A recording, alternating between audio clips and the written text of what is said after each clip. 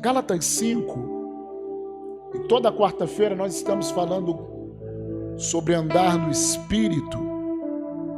Gálatas 5, verso 16 diz: digo, porém, andai no Espírito, e jamais satisfareis a concupiscência da carne. Vamos repetir? Vamos comigo. Andai no Espírito, e jamais satisfareis a concupiscência da carne. Se está falando que você jamais vai satisfazer, porque existe uma inclinação. Concupiscência, essa palavra significa um desejo ardente. Existe um desejo ardente para a carne. Porque essa carta foi escrita para crentes, para pessoas que nasceram de novo, para pessoas cheias do Espírito Santo, que foram batizadas com o Espírito Santo. Porém, Paulo estava falando, gente, olha, agora que você nasceu de novo, que vocês foram batizados no Espírito Santo, vocês têm uma maneira de viver. Dodô, ele cantou aqui, tu és a minha maneira de pensar e de decidir. Tu és a minha maneira de viver. Agora que eu aceitei a Jesus, agora que eu fui cheio do Espírito Santo, eu tenho condições de viver uma vida que anda no Espírito. Antes de aceitar Jesus, eu não tinha como, eu era escravo do pecado. Eu tinha uma natureza de pecado. Eu pecava antes porque eu era um pecador. Amém? E agora, pastor? Fala assim, e agora, pastor? Você não é mais pecador? Fala, gente, você não é mais pecador? Eu falo que todos aqueles que aceitaram Jesus, todos aqueles que têm o Espírito Santo, a Bíblia fala que nós agora somos santos. Somos separados por Deus. Isso não significa que a gente não peque. Mas o pecado é um acidente de percurso para a gente. O pecado hoje em dia para nós não é uma natureza que nos aprisiona. O pecado é um acidente de percurso. Amém? Então nós somos santos, nós temos a natureza de Deus. Nós temos a condição, nós que decidimos, a andar no Espírito ou a andar na carne, ou a viver na carne. Então são dois caminhos. E todas essas quartas-feiras nós estamos falando sobre isso. Como andar no Espírito. 2 Coríntios, capítulo 10. Eu ainda nem entrei na pregação. 2 Coríntios, capítulo 10.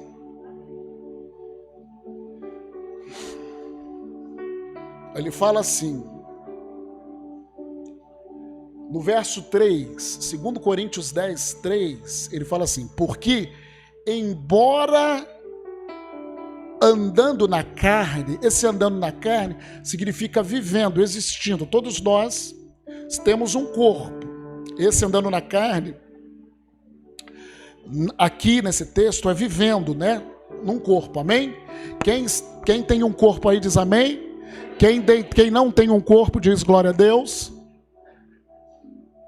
Todos nós temos um corpo, amém? Então, embora andando na carne, nós não militamos ou nós não lutamos segundo a carne. Ou seja, a nossa luta não é UFC, não é discussão, não é quebra-pau na alma. Aí ele fala assim, porque as armas da nossa milícia ou da nossa luta não são carnais. Se elas não são carnais, elas são o quê? Espirituais. Fala assim, as armas da nossa luta são espirituais. E aqui ele fala, ele falou que espiritual é o sinônimo do que ele quer falar aqui. Porque são poderosas em Deus. Deus é espírito. Por isso que a gente fala que ela é espiritual. Elas são poderosas em Deus. E essas armas poderosas em Deus que nós temos para lutar, ela serve para destruir fortalezas, anulando sofismas. Aonde que está essa fortaleza, pastor? Aonde que está esse sofisma? O que é sofisma, gente? Sofisma é engano. Sofisma é uma coisa que parece que é verdade, você sente que é verdade, todo mundo diz que é verdade, mas é um tremendo engano. Imagina sofisma, por exemplo, se noticia num jornal famoso, por exemplo, Júnior é um grande jogador de futebol, é um artilheiro. Júnior, aí no jornal noticia, no Globo Esporte noticia isso, Júnior é um grande artilheiro, até as pessoas começam a falar e você vê isso uma vez, duas vezes, daqui a pouco, portanto você vê, você vai acreditar. Aí quando você vai jogar bola com o Júnior, você vê que isso era um sofisma. Mas por tanto falarem isso, parecia que era verdade. Por tanto falarem, botavam até musiquinha, tan, tan, tan, tan, tan, e aqui o Júlio, assim que você sentia que era verdade. Mas quando você vai ver, se aproxima, você vê que é uma tremenda mentira. Estou brincando.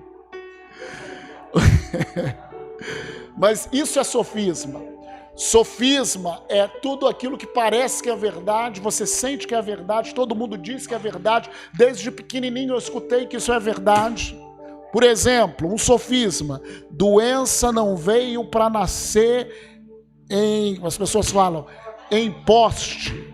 Você está doente? Claro, normal. Doença não veio para nascer em poste, nem no Filho de Deus.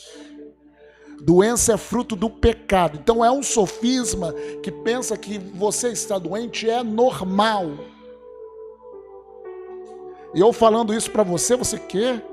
Por quê? Nós estamos a mente tão com fortalezas, com maneiras de pensar. Desde pequenininho eu tenho maneiras de pensar que não são baseados numa verdade. Outro sofisma: você não pode. Então muitas pessoas falam assim: você é estressado, você é ansioso. É normal ser ansioso. Isso é um outro sofisma. Por quê? Porque a Bíblia fala: lançai toda a sua ansiedade sobre ele, porque ele tem cuidado de vós. Ainda que algo pareça verdade, você sente que é verdade, mas a verdade é que nós estamos no descanso de Deus. Resta um repouso para nós em Jesus. Então, entenda, quando o Paulo está falando aqui, embora andando na carne, não militamos segundo a carne. As armas da nossa milícia não são carnais, e sim poderosas em Deus, para destruir o quê? Fortalezas. Essas fortalezas mentais, anulando nós sofismas. Não é anulando o sofisma do outro, é sofisma em mim. E toda altivez. O que é altivez? Altivez é soberba. Às vezes a pessoa está tão cheia de sofisma e você vai falar a verdade para a pessoa, entra por aqui e sai por aqui. Porque existe uma altivez que ela não leva em conta o que você fala. Altivez que se levante, ela não se levanta contra mim, contra você, mas contra o conhecimento de Deus. Contra o conhecimento de Deus. E levando cativo, porque eu sei que tudo isso era pensamento, porque no final ele fala, e levando cativo todo pensamento à obediência de Cristo. Então, na realidade, se você aceitou Jesus e eu também, nós temos uma condição de andar no Espírito. Essa condição fala que nós temos armas. espirituais para andar em Deus. Essas armas, o que elas vão fazer? Primeiro, elas vão mudar a nós mesmos. Entenda, querido, o teu problema não é o teu vizinho. O teu problema não é o teu marido, esposa. O teu problema não é a tua mulher, marido. O teu problema não são os seus filhos. O teu problema não é o teu emprego. O teu problema é você. É a maneira com que você vê as coisas. É a maneira com que você reage às coisas. É a maneira com que você luta em relação às coisas. Então esse é o nosso grande problema. Mas Deus nos deu armas poderosas para vencer e para libertar pessoas. Amém? Então essas armas são espirituais. Todas as quartas nós estamos falando de armas ou de práticas espirituais poderosas em Deus para te libertar, para libertar teu pensamento, libertar as tuas emoções, libertar essas doenças psicossomáticas, emocionais. Você entenda, querido, que Jesus é o melhor antibiótico para o nosso corpo e é o melhor remédio para a nossa alma. Jesus é o melhor remédio. A Bíblia diz: enviou a sua palavra e os sarou e os livrou de tudo aquilo que era mortal. A palavra de Deus, ela é cura para nós, mas não só para o nosso corpo físico, mas para as nossas emoções. Então essas práticas espirituais que nós estamos aqui falando, reunião atrás de reunião, são ferramentas poderosas para te libertar. Amém, querido? São ferramentas poderosas para você andar como Jesus andou nessa terra. Jesus, mesmo estando em carne, ele andou nessa terra de uma maneira sobrenatural. Amém, queridos? A igreja é chamada para andar nessa terra de uma maneira sobrenatural. Amém? Segundo a palavra de Deus. Não é pelo meu esforço próprio. Não é pela minha confissão positiva, mas é segundo a palavra de Deus. De tal maneira que eu me prostro diante da palavra de Deus, que eu deixo que através dessas práticas espirituais, que ele mude a minha forma de pensar, a minha forma de sentir, a minha forma de reagir, a minha forma de lidar com as circunstâncias contrárias. Amém? Amém? Então isso tudo, querido, nós começamos a falar sobre a prática de oração em línguas, que é uma prática espiritual. É uma arma poderosíssima para a sua edificação, para todos aqueles que creem. Está lá em Marcos capítulo 16. O sinal que acompanharia o que crerem em meu nome, falarão novas línguas. Há um propósito em você falar em línguas. Nós falamos aqui sobre uma prática espiritual, uma arma espiritual chamada meditação na palavra. Amém? Meditação. Então passamos semanas falando aqui, tem tudo no site da igreja, no Spotify, tá tudo lá. Falamos sobre meditação, como meditar na palavra, como você fazer isso. Depois nós falamos outra prática espiritual, que é confissão da palavra. Confissão da palavra. E falamos também, tem aulas, ali tudo são ferramentas espirituais. A minha pergunta para você é: já começou? Já começou a pegar essas armas e a guerrear em Deus com essas armas? Vai esperar o que mais? Ah, mas eu confio quando o pastor meter a mão na minha cabeça. O milagre vai acontecer. Queridos, nós ficamos num ambiente místico. E o povo no Brasil, ele é muito místico. Querido, deixa eu te falar algo. O Espírito Santo, o Espírito que ressuscitou Jesus dentre os mortos, ele habita em você. E esse mesmo Espírito que ressuscitou Jesus entre os mortos, ele traz vida ao teu corpo mortal. Às vezes nós dependemos de um líder, às vezes nós dependemos de um pastor, e o Senhor quer ter comunhão com você.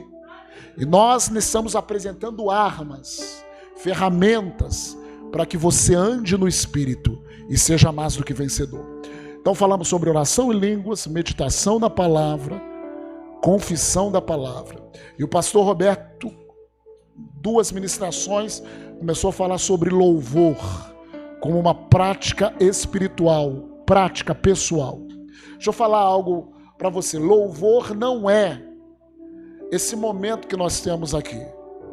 Às vezes quando falando assim, tanto que eu falei para ele, Beto, vamos mudar a nomenclatura, que nós falamos ministérios de louvor, e parece que na cabeça dos irmãos, acha que só quem exerce um ministério de louvor é quem canta ou toca um instrumento.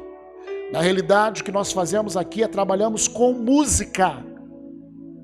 Com música que por causa das letras são louvores, são adoração, amém? São músicas de louvor, são músicas de louvor. Na realidade, isso aqui é um ministério de música. Louvor é uma prática espiritual, quer seja com música, quer seja sem música, que todo filho de Deus deve fazer, deve praticar. E é isso que nós vamos falar. Mesmo em tempos difíceis, melhor, principalmente em tempos difíceis, você deve levantar um louvor. Nós vamos trabalhar com isso em Hebreus capítulo 13. Hebreus 13.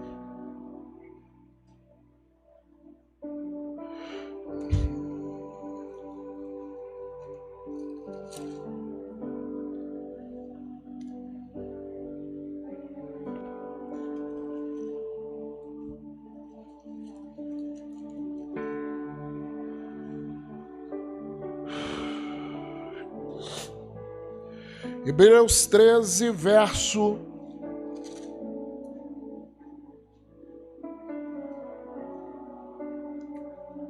'Vamos ler do 14 ao 16. Na verdade, não temos aqui cidade permanente, mas buscamos a que há de vir.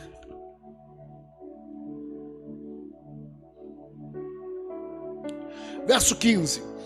Por meio de Jesus, pois, ofereçamos a Deus. Porque eu não tenho cidade permanente, porque Jesus falou para os seus discípulos, vocês estão aqui nessa terra, mas vocês não são dessa terra. Você entende isso, querido? Que você não é. Você é um cidadão. Quando você aceitou Jesus, você passou a ser um cidadão dos céus. Dos céus. Por meio de Jesus, verso 15, pois ofereçamos a Deus sempre. Ofereçamos a Deus, novamente, ofereçamos a Deus. Esse sempre significa constantemente, continuamente. Eu ofereço hoje, eu ofereço amanhã, eu ofereço depois de amanhã, sempre, continuamente, todos os dias. Ofereçamos a Deus o quê? Sacrifício de louvor. Fala comigo, sacrifício de louvor. Quando a Bíblia fala sacrifício, é porque não é algo fácil. Quando fala sacrifício, não significa algo que sempre você vai querer fazer. Quando eu falo assim, por exemplo, poxa, hoje foi um sacrifício vir à igreja. Significa que talvez você estava cansado, teu corpo queria ficar em casa, tua alma queria ver outra coisa, mas você decidiu, mesmo o corpo não querendo, mesmo, sabe, eu vou na igreja. Então você teve o quê? Um esforço, teve um sacrifício, você ofereceu o seu corpo para vir à igreja. E querido, a vida do cristão é uma vida de sacrifício. Por quê? Por causa dessa luta. Luta entre o espírito renascido e uma carne que quer as coisas de baixo. A carne te puxa para baixo e o espírito te puxa para cima. A carne te puxa para baixo, o espírito te puxa para cima. Pastor, está uma luta tremenda em mim. Se você falar assim, pastor, está uma luta, às vezes eu ganho, às vezes eu perco. Amém. Amém, pastor. Amém. Porque se você está na luta, você está bem. Mas se você se rende à carne, agora eu vou lutar não, vou deixar. Deixa a vida me levar. Na realidade você está cantando, deixa o capeta me levar. Deixa a carne me levar. Não, querido. Deus te chama para a guerra. Deus te dá armas espirituais. Deus, ele não tem crianças. Claro, quando nós aceitamos Jesus, nós somos crianças, nós somos menininhos, nós somos filhos do Senhor. Mas Deus, ele quer te armar, meu filho. Um guerreiro nessa geração. As armas, sacrifício de louvor. Então, sacrifício fala de algo que não é fácil. Algo que você não faz naturalmente. Querido, se você não se disciplinar para louvar ao Senhor, você não vai louvar. Você não faz isso naturalmente. Porque a tua alma não quer fazer isso. Mas isso tem benefícios. Isso tem resultado para mim e para você. Sacrifício de louvor. A palavra louvor significa elogio. Aqui especificamente, oferta de gratidão. Então esse texto ele fala assim: por meio de Jesus, pois, ofereçamos a Deus sempre. Sempre é hoje sim, amanhã também, depois também, um sacrifício de louvor. Agora, o que é isso, pastor? Fala para mim, o que é isso, pastor? O que é sacrifício? Aí a Bíblia continua, que é, no original, isto é. Aí está explicando a outra parte. O sacrifício de louvor é um fruto de lábios ou de bocas que confessam. Fruto de lábios que confessam o seu nome. Lábios é boca, é nossa boca.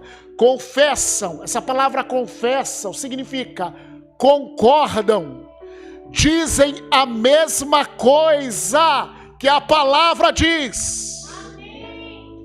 Isso que é confessam. Confessam, então é que concordam, que dizem a mesma coisa que a palavra diz. O seu nome. Então, sacrifício de louvor são lábios que confessam, que dizem a mesma coisa que a palavra diz a respeito do nome de Jesus. Não é, entenda, não é simplesmente confessar Jesus, Jesus, Jesus, não é isso. O nome significa tudo aquilo que abrange esse nome. A Bíblia diz, seu nome será maravilhoso, conselheiro, Pai da eternidade, príncipe da paz. O nome de Jesus significa, na sua essência, salvação. Salvação no corpo, cura. Salvação na alma, libertação. Então, sacrifício de louvor, o que é sacrifício de louvor? São lábios que confessam. São lábios que dizem a mesma coisa que Deus diz a respeito do nome de Jesus, ou a respeito de tudo que abrange esse nome. É o povo da confissão. Aleluia! Aí ele continua, no versículo 16: não negligencieis. Igualmente, aí ele fala sobre duas coisas, mas o nosso foco não é isso. Igualmente, a prática do bem. Por quê? Igualmente, porque sacrifício de louvor é uma prática. O louvor é uma prática. O confessar o nome, lábios que confessam o nome de Jesus, tudo aquilo que abrange o nome de Jesus, é uma prática. Não negligeis igualmente a prática. Há uma outra prática do bem e a mútua cooperação, que isso aqui é a prática da koinonia, a prática da comunhão dos irmãos. A mútua cooperação, essa palavra no original é koinonia, é a comunhão dos irmãos. Aí ele continua: pois com tais sacrifícios, ou seja, sacrifício de louvor, que lábios que confessam o nome de Jesus, a prática do bem, a koinonia, com tais sacrifícios, Deus se compraz, Deus se agrada, Deus fica muito contente. Deus fala assim: uhul! Se alegra demais. Amém? Então nós nessa noite estamos falando sobre prática do louvor.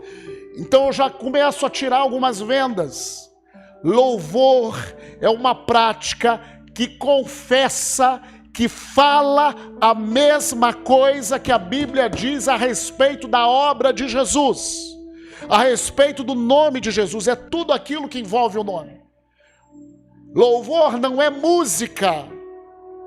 A música pode conter louvor, mas o louvor é quando o filho e a filha de Deus se levanta e confessa através dos seus lábios. Não é mentalizado, não pensa, ela sai dos lábios. Não é algo que você pensa, é algo que sai da tua boca.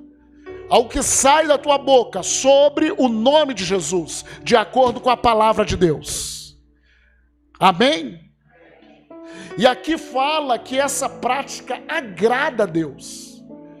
Por que agrada a Deus? Porque quando nós confessamos sobre o que Jesus é, sobre o nome de Jesus, quando nós louvamos, isso precisa, para sair da nossa boca, de eu exercer a minha fé.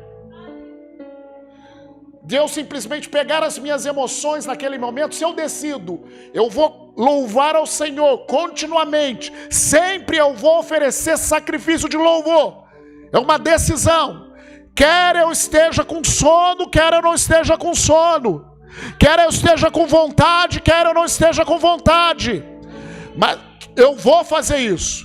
Então quando você decide fazer isso, isso agrada. A Bíblia diz agrada a Deus. Por que agrada a Deus?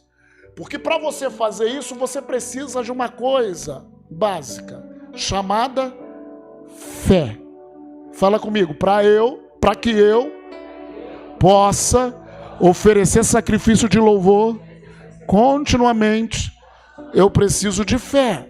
Por quê? Porque Hebreus capítulo 11, verso 6, Hebreus 11, 6, ele fala assim: sem fé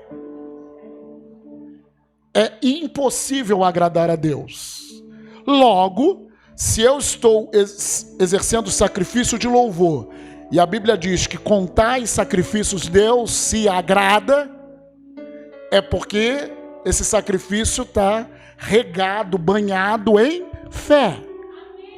Sem fé é impossível agradar a Deus. Amém? Aí, até aí tudo legal? Vai para Hebreus capítulo 4. Então nós entendemos até aqui que louvor, sacrifício de louvor, louvor é uma prática, sacrifício de louvor é uma prática que eu tenho que fazer constantemente. Uma prática espiritual, é uma arma espiritual, e essa arma agrada a Deus. E o sacrifício de louvor consiste na minha confissão sobre o nome de Jesus, sobre aquilo que Jesus faz. Em Hebreus capítulo 4, verso 12,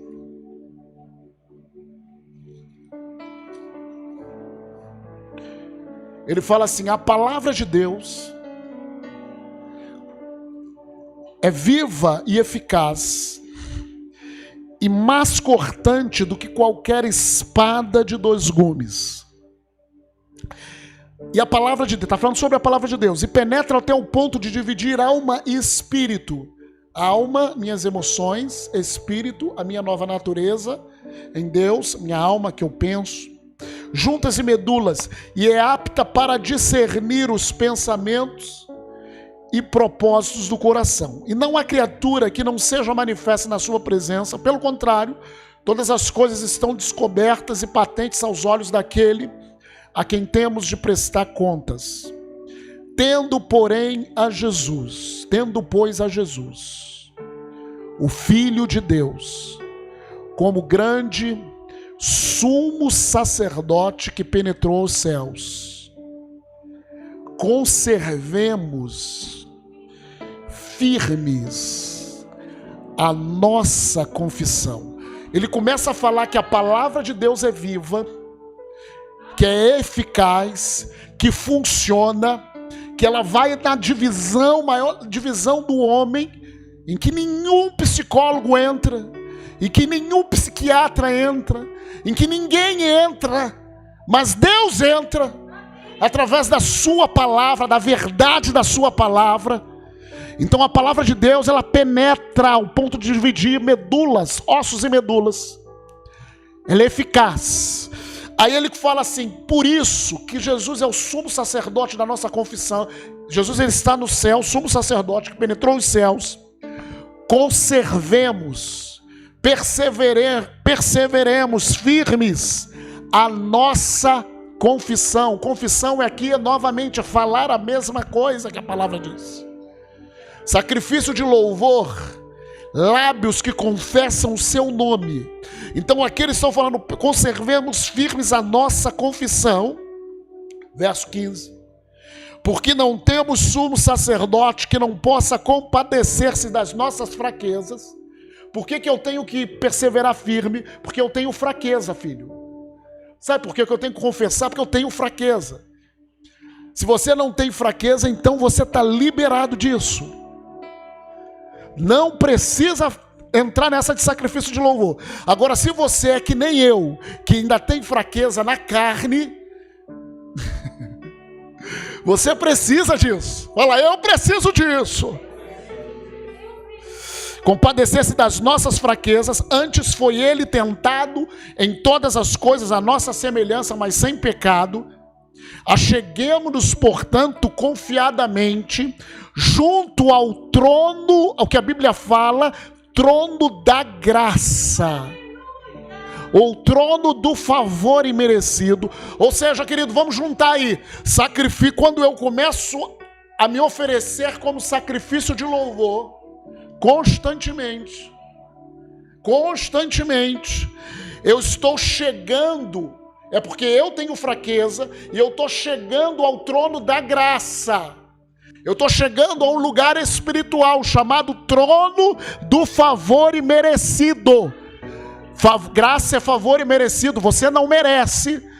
Mas quando você entra no sacrifício de louvor constantemente, você chega diante do trono da graça, a fim de que, com que finalidade que eu me chego ao trono da graça? Para eu possa receber a misericórdia, ou favor, e acharmos graça, ou acharmos favor imerecido, para quê? Para socorro. Quem precisa de socorro diz glória a Deus. A prática do sacrifício, do louvor, constantemente, quando eu decido louvar ao Senhor, quando eu decido me sacrificar em louvor, eu estou me chegando ao trono da graça para receber a misericórdia. O que a Bíblia fala aqui, recebemos misericórdia, acharmos graça para socorro.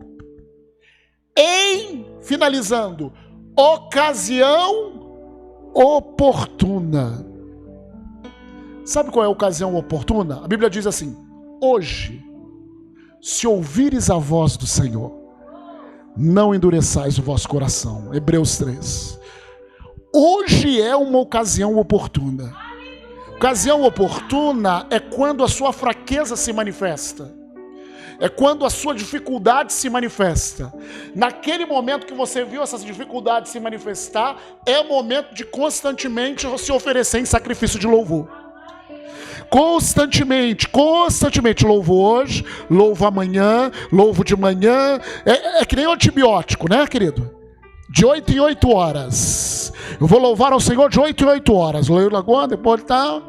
E você, no antibiótico, quando você toma antibiótico, você tem que tomar o quê? Uns 8 dias, não é isso? 7, 8 dias para fazer efeito. Aí o médico fala assim, ó, você vai tomar, depois de uns 2, 3 dias já vai começar um efeito, mas não interrompa. Em Deus, querido, você quer misericórdia, você quer vencer essa fraqueza, você quer deixar que Deus lute a teu favor, entre no sacrifício, constantemente. Sacrifício de louvor hoje, amanhã, e Ele ver a tua fraqueza, mas eu me entrego. Eu me entrego em louvor a Ele. Eu confesso, fruto de lábios que confessam o seu nome. E quando eu faço isso, eu me achego ao trono da graça.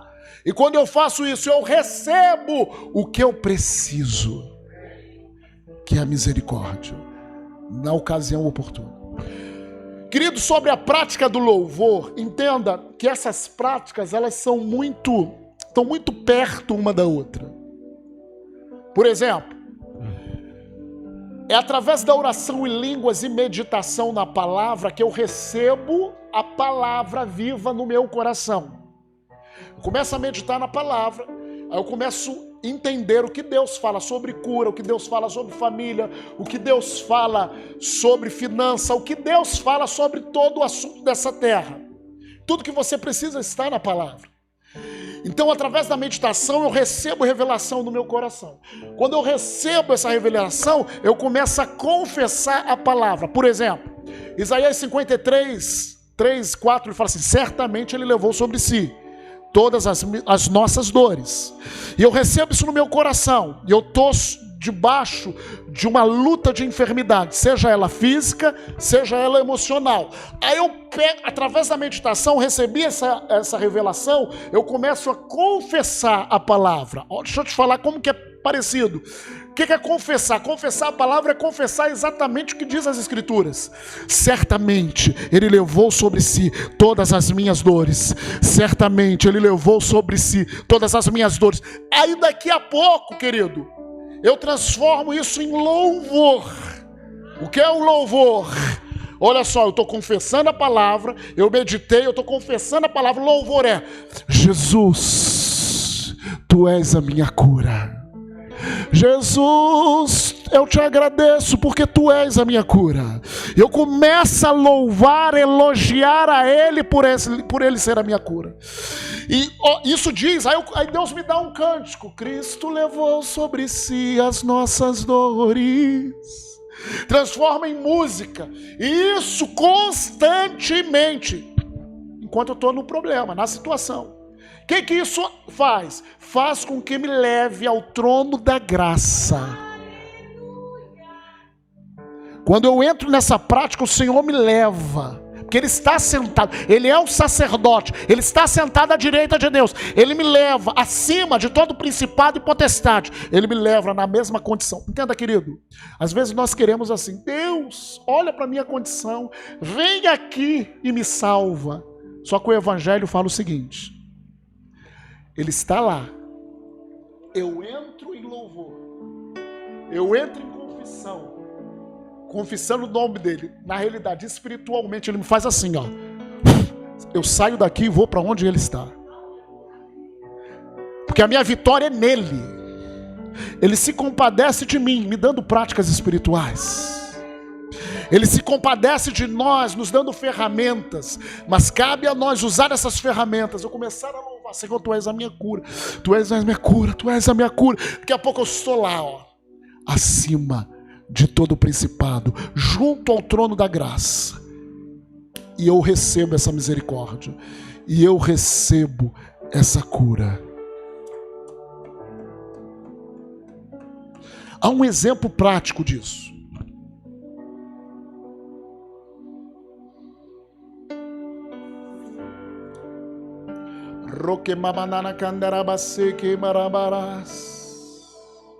Eu vou te dar um exemplo prático agora de tudo aquilo que eu falei. Baseado em Hebreus, Paulo tem um exemplo prático disso. Eu ia cantar uma música agora, vou cantar depois. Atos capítulo 16. Isso já foi falado Mas para nós é segurança. O repetir as mesmas coisas. Sempre tem uma revelação a mais. Sempre tem algo a mais. Paulo e Silas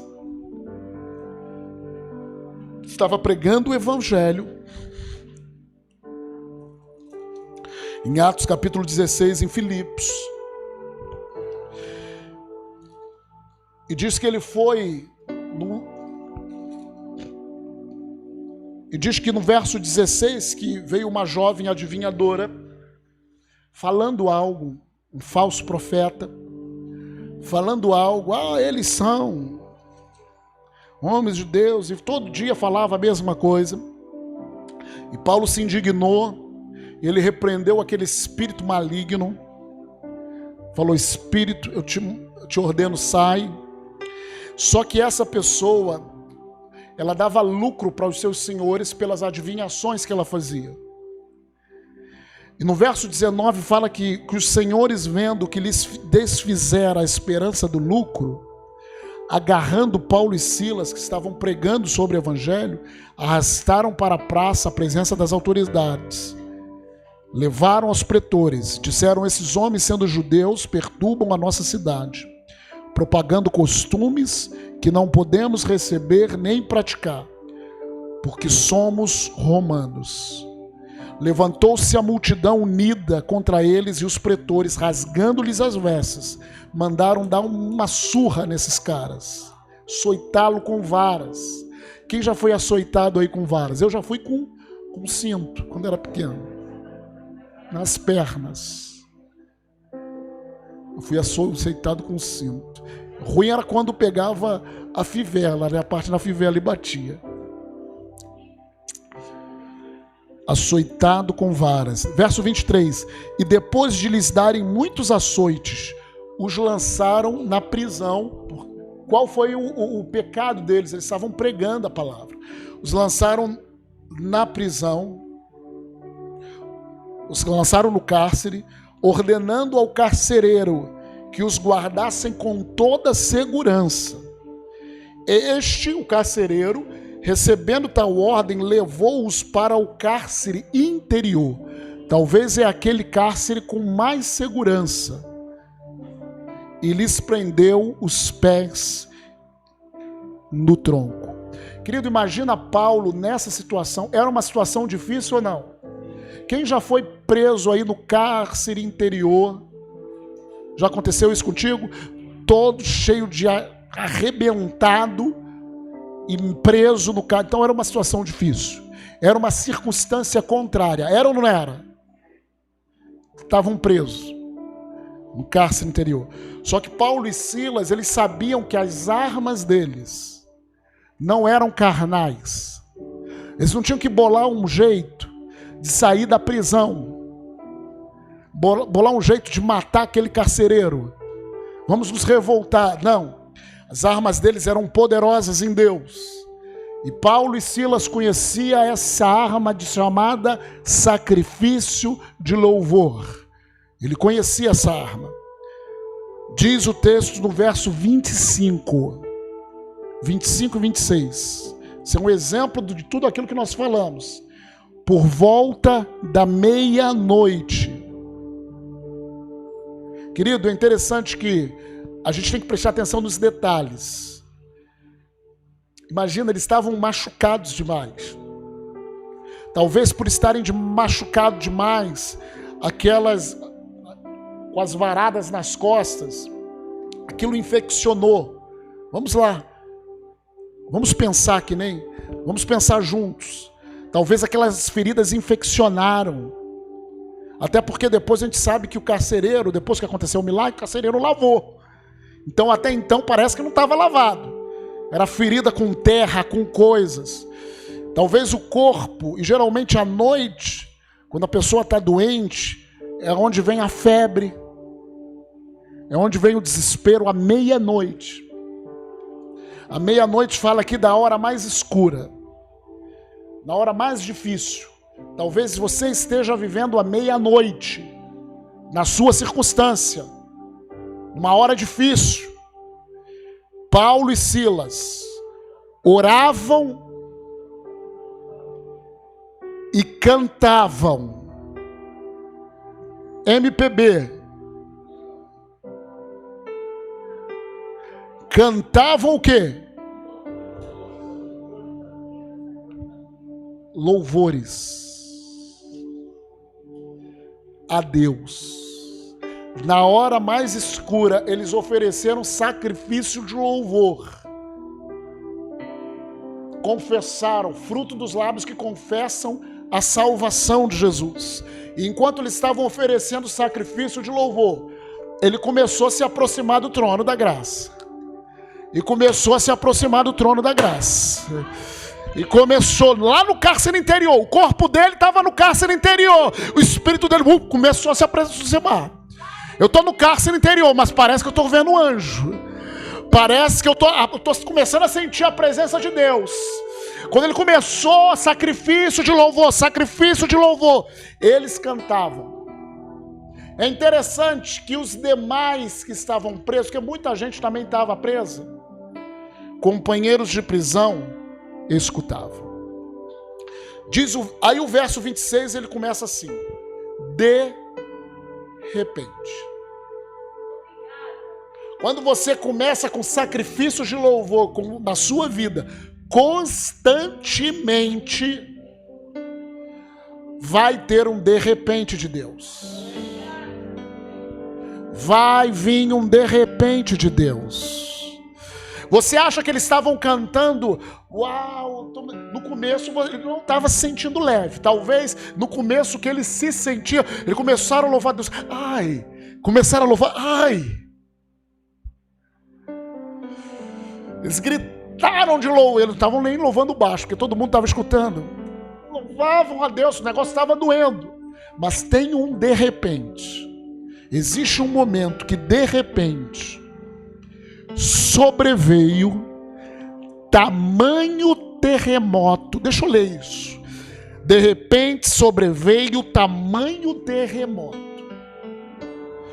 que ele sacudiu os alicerces da prisão. Deixa eu falar algo para você. O sacrifício de louvor te leva ao trono da graça. Seja qual for a prisão, a circunstância contrária que você está vivendo, quando você decide entrar com louvor, sacrifício de louvor constantemente, te leva ao trono da graça. Há um de repente. O que é de repente? Há um terremoto de Deus na circunstância que você está. A circunstância que Paulo e Silas estavam era prisão. Eles estavam na prisão, amém? Talvez você está na doença, talvez você está na depressão, talvez, não sei o que você está. Não sei qual é o nome da prisão. Eu só sei que de repente veio um terremoto e sacudiu, não a prisão. Ela é muito clara, a gente tem que prestar atenção nos detalhes. Os alicerces da prisão. A estrutura daquela prisão não era superficialmente. Deus não tratou aquela prisão superficial. Ele pegou a base daquela prisão, levando isso por exemplo de uma árvore. Ele pegou a raiz do problema. Deus, quando ele trata com a gente, ele vai na raiz do problema. Ele não tira simplesmente o que, não, a árvore está ruim, deixa eu dar uma podada. Não. É a raiz, arranca a raiz. Deus, ele sonda e me conhece, te conhece. Ele sabe qual é a raiz do teu problema. Mas se você começa a se entregar a Ele, em louvor, se entregar a Ele em louvor, o de repente de Deus, vem um terremoto celestial na sua circunstância, que vai abalar o que? A raiz do teu problema, os alicerces. E querido, por que veio no alicerce? Na raiz do teu problema, o que aconteceu? A cadeia se abriu. Por que Deus teve que abalar o alicerce? Deus poderia fazer assim e abrir a cadeia. Mas aqui, eu creio que Deus estava nos mostrando o princípio do louvor. Ele vai na raiz, no alicerce do nosso problema. Ele nos cura. O louvor a Deus é uma arma poderosa que nos liberta, nos cura, nos transforma. E as cadeias se abriram. E diz o texto, não só deles. Aí, gente, abre os olhos, meus irmãos. Abriram-se não só a cadeia deles, mas todas, de todos aqueles que escutavam ele cantar no meio das circunstâncias. Pastor, a situação que eu estou vivendo é na minha casa. Trono de louvor. Trono de louvor. Trono de louvor. Vai ter um de repente. Vai vir na base dessa prisão e vai libertar a sua vida quanto daqueles que não conhecem a Jesus. Eles vão ter oportunidade de serem libertos das cadeias do diabo através da sua vida. Tudo que Deus dá é para a gente e superabunda para a nossa família. É superabundante. Quem está preso na sua casa? Deus está dando palavra profética para um e para outro. Quem está preso na sua casa? E o que você tem feito, meu filho? Se você tem um violão, você pode todo dia. Essa é a experiência de Asaf Borba. Todo dia ele entrava no quarto dele, em 1970 e pouco, adorando ao Senhor, louvando. Toda a sua família foi liberta. O que você está fazendo? É lá na sua casa. Bota um trono de louvor. Você pode até usar música. Música de louvor. Mas o importante é você louvar ao Senhor. O importante é você entrar nesse trono da graça.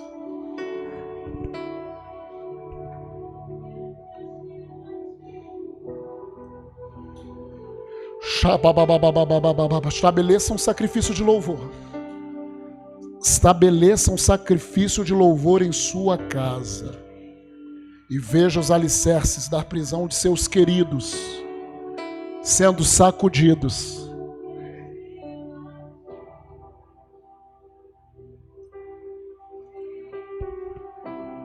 Feche os seus olhos.